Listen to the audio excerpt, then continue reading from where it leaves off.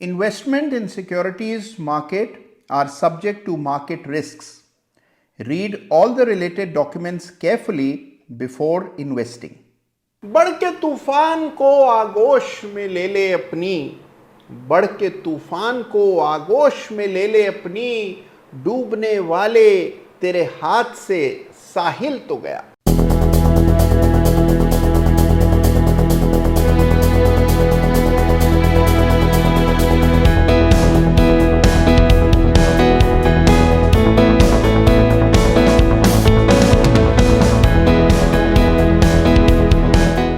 जीवन बदलने के लिए एक ही आइडिया काफी होता है। इलॉन मस्क को ख्याल आया कि क्यों ना लोगों को मार्स पर भेज दिया जाए, कब तक यूं ही पृथ्वी पर अटके रहेंगे, और उन्होंने स्पेसएक्स की स्थापना कर दी। एक साहब है फिल नाइट, उन्हें ख्याल आया कि लोग प्रोफेशनल लेवल के स्पोर्ट शूज पहनना चाहेंगे जो एथलीट पहना करते हैं, आम आदमी भी वही जूता पहनना चाहेगा, और उन्होंने कहा जस्ट डू इट, और नाइकी की स्थापना कर दी। ट्रेडिंग में भी एक छोटा सा आइडिया आपकी ट्रेडिंग के नतीजों को पूरी तरह पलट करके रख देता है, और इसका जीता जागता उदाहरण आपके सामने मैं स्वयं हूं। आज से कई साल पहले पहली दफे मैंने डुअल मोमेंटम इन्वेस्टिंग के बारे में सुना, और वहां से मेरे जीवन ने एक नया मोड़ लिया। एक आइडिया एक सेशन में सीखा जा सकता है, और ऐसा ही सेशन होने जा रहा है। यह होगी हमारी प्रथम ज्ञानशाला, और इसमें हम चर्चा करेंगे ऑप्शंस की, किस तरह से ऑप्शंस को बाय करके आप एक मुकम्मल रणनीति के अंतर्गत ट्रेड कर सकते हैं। उस ट्रेडिंग रणनीति को ठीक से सीखेंगे इस ज्ञानशाला में। देखिए, कायदे से ट्रेड करेंगे तो ही फायदा होगा, यानी कायदे से होता है फायदा, यह समझ आएगा आपको इस ज्ञानशाला में। तो एक कंप्लीट स्ट्रेटजी है जिसको कहा जाता है ऑप्शन बाइंग की बुलेट प्रूफ स्ट्रेटजी, और इसका जिक्र इस प्रथम ज्ञानशाला में होने जा रहा है। तो देखिए, सीटें कम हैं क्योंकि ये प्रयोग स्वरूप हो रहा है, तो इसीलिए अगर आप इससे जुड़ना चाहते हैं तो समय कम है, तुरंत प्रभाव से ज्ञानशाला में जुड़ जाइए। केवल एक दिन समय देना है और आप होंगे प्रथम ज्ञानशाला के स्टूडेंट। तो ये हो रहा है नवंबर के प्रथम सप्ताह में। सारी डिटेल्स आपको हमारी टीम के सदस्य दे देंगे, और इस लिंक पर जाकर आपको तमाम जानकारी मिल जाएगी। तो बिना समय गंवाए प्रथम ज्ञानशाला में जरूर जुड़िए, और एक कंप्लीट स्ट्रेटजी कैसे इस्तेमाल की जाती है ये जानिए।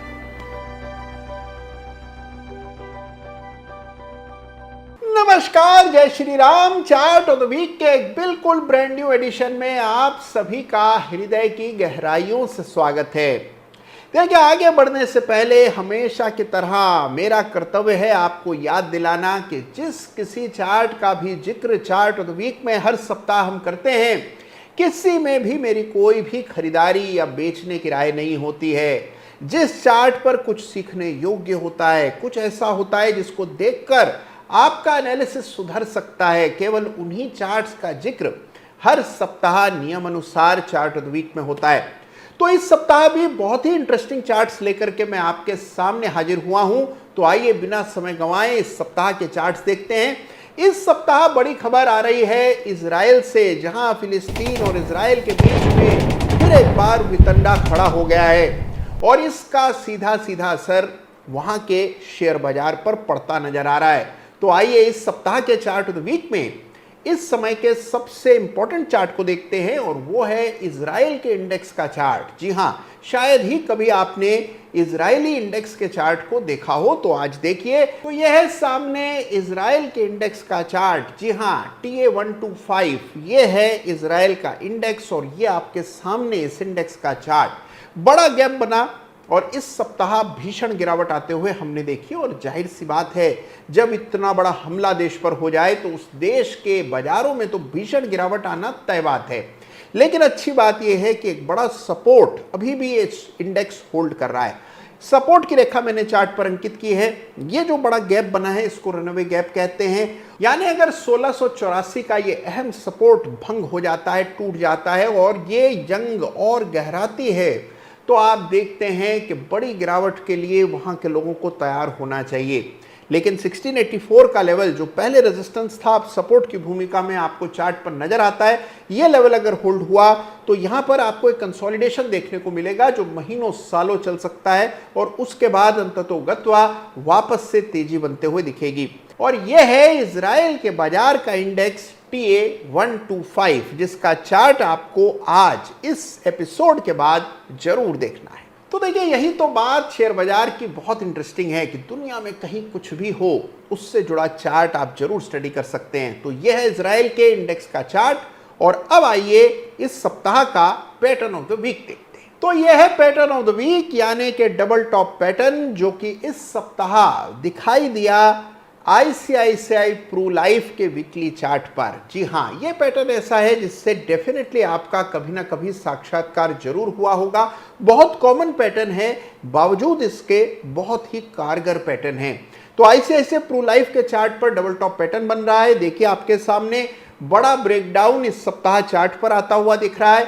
ये जो चार्ट आप देख रहे हैं ये है वीकली चार्ट और आपको यहां M की आकृति चार्ट पर स्पष्ट दिखाई दे रही होगी।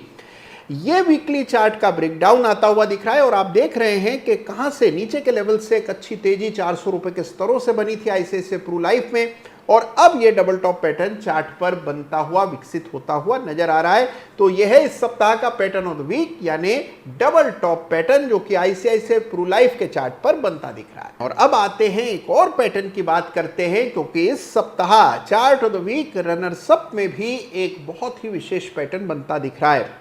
मैं बात कर रहा हूं बुलिश फ्लैग पैटर्न की, और यह बनता दिख रहा है रेनबो चिल्ड्रंस हॉस्पिटल के चार्ट पर। जी हां, रेनबो चिल्ड्रंस हॉस्पिटल का चार्ट है इस सप्ताह का chart of the week runners up. जी हां, तो देखिए, एक बार चार्ट पर निगाह डालिए। आप देखेंगे कि बिल्कुल तीव्र गति से स्टॉक में बड़ी तेजी आई और इससे कायम हुआ पोल, और उसके बाद कुछ दिनों का, कुछ सप्ताहों का साइडवेज करेक्शन और इस सप्ताह पोल का ब्रेकआउट। तो ये जो आप देख रहे हैं पूरी संरचना, इसे कहा जाता है बुलिश फ्लैग पैटर्न, और यह बनता दिख रहा है रेनबो चिल्ड्रन हॉस्पिटल के चार्ट पर, जिसको इस सप्ताह chart of the week runners up का खिताब मिल रहा है। तो जरूर से बुलिश फ्लैग पैटर्न को स्टडी कीजिए और इस चार्ट को अपने से एनालाइज कीजिए। और अब आते हैं इस सप्ताह के बेमिसाल चार्ट ऑफ द वीक की बात करते हैं। तो आइए स्टडी करते हैं निफ्टी माइक्रो कैप 250 इंडेक्स के चार्ट। तो लीजिए, पेश है आपके सामने इस सप्ताह का बड़ा ही रोचक और थोड़ा सा डरावना चार्ट ऑफ द वीक, यानी कि निफ्टी माइक्रो कैप 250 इंडेक्स, जिसको फिर एक बार मई के बाद अब अक्टूबर में चार्ट ऑफ द वीक का खिताब दिया जा रहा है। तो देखिए, जैसा मैंने कहा कि मई के महीने में, यानी मई के मध्य में, जब 11,600 के स्तरों को इस इंडेक्स ने ब्रेक किया था, उस समय निफ्टी माइक्रो कैप 250 इंडेक्स को मिला था चार्ट ऑफ द वीक, और उस समय इस इंडेक्स का लेवल कोई 11,600 के आसपास चला करता था। 11,600 का ये इंडेक्स अब 16,600 के इर्द गिर्द घूम रहा है, यानी 5,000 अंकों की अद्वितीय, अभूतपूर्व, असाधारण तेजी हमने इस इंडेक्स में देख ली है। इस चार्ट को यदि एक नजर देखें तो आपको लगता है कि ये तेजी बहुत ही अनयूजुअल है, असाधारण है।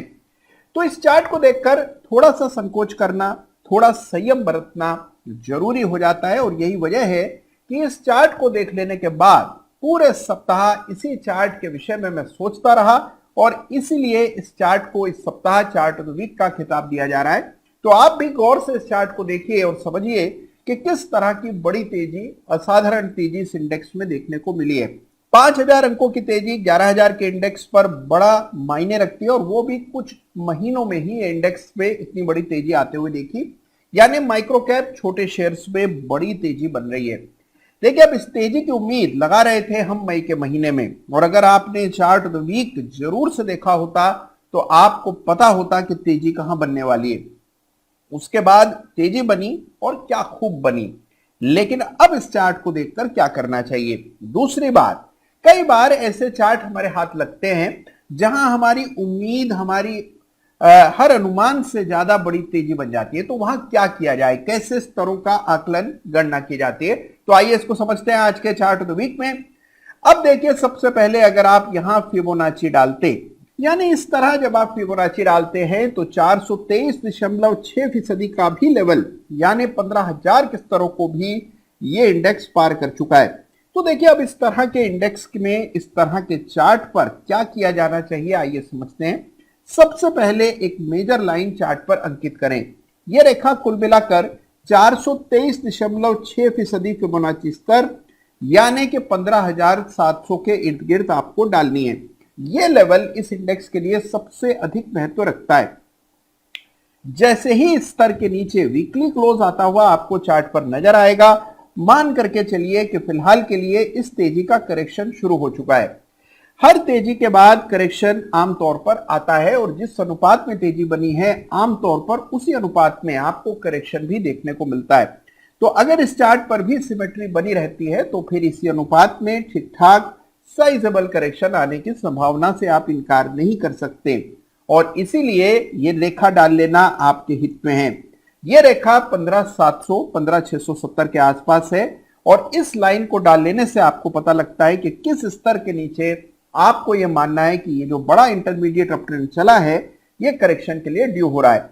अगर करेक्शन आता है तो जो लेवल्स इंपॉर्टेंट है चार्ट पर वो 14,900 और उसके बाद फिर 15,600।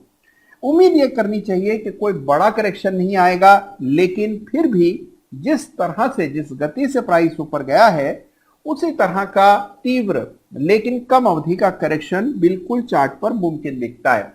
तो इस चार्ट को जरूर से अपने रडार पर रखिए, स्क्रीन पर लगाइए, लेवल्स मार्क कीजिए, जिससे कि जब कभी बाजार अपनी दिशा बदलता है आप तुरंत सावधान हो जाएं।